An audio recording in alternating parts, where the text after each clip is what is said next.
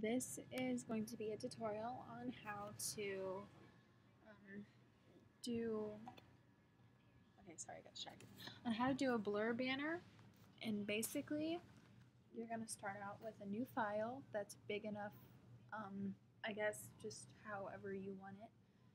It doesn't really matter, but if you have to have a transparent picture, and it has to be able to fit on there at least. So what we're going to do is I'm going to select all this, and I have a thing on my computer where I can just hit Command A, but you can go up here and select all.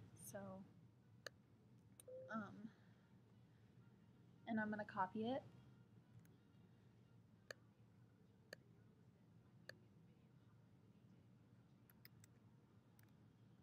And I copied it.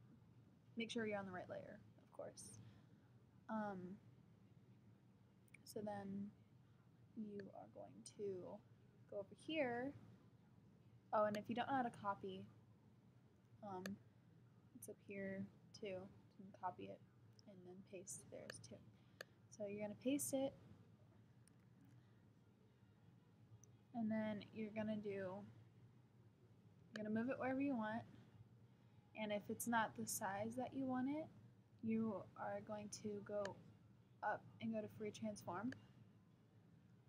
But I can do that with my Command T also.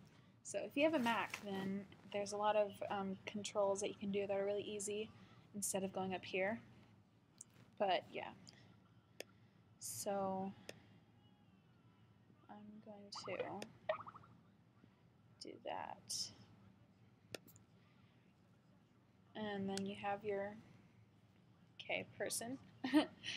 And then I don't do the blur effect until later, so I'm going to take that and get a color. And it doesn't matter what color right now because I'm actually going to put a gradient over it. I just want them to be able to see it.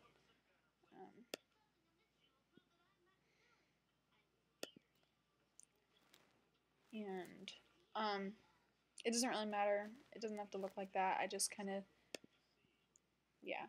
It doesn't really, oh crap. I actually forgot to put it on a new layer. You're going to want to put it on a new layer actually, because if you're going to want to add this effect to it, then yeah.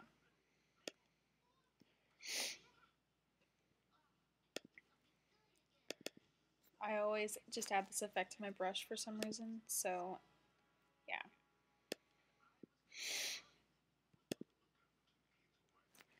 And then, oh yeah, forgot about the gradient. Oh my god, I feel like this is taking forever. I'm so sorry, guys, but I always make gradients, like,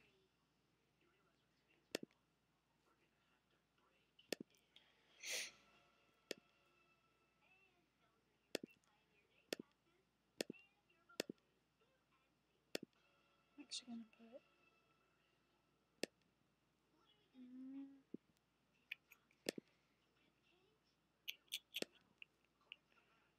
putting that there, and then, like I said, it all just depends on what you like and what you want. That's how my gradient turned out, and I like it. So, yeah. And then I always add text, which I use a lot of texts, so if you want to ask me what text I use, then go ahead and I will tell you. And then usually, if you want to download them, all you have to do is search the name of the font and then put font after it so it knows what you're talking about.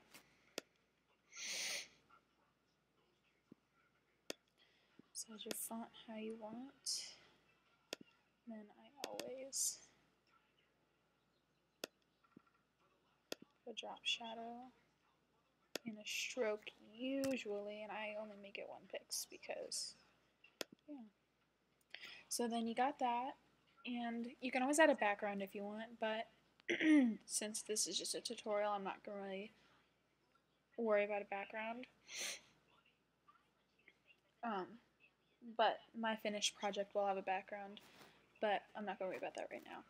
So then, since you have that, and it looks good, you see you have, if you don't have your animation thing open down here, you're going to want to go to Window and Animation. So, yeah, then you'll have that. And if it shows something else besides this, click on this little thing down here. Okay, so if it shows this, you want to click this down here, and then it'll show that. But what you're going to do right now is you're going to make a copy of this layer, and I can do it really easily, so, but you can duplicate it like that, but I can do it just by pressing a button. So then on this layer, the blurs that I use are usually motion and radical, but I'm going to use motion on this, and it will look like that. Okay, and then you're going to want to turn it off right now, and then go down here and click this, and then turn the original layer off, and turn this one on. Alright, so then you have these down here that looks like that, okay? I'm going to get rid of my layers right now.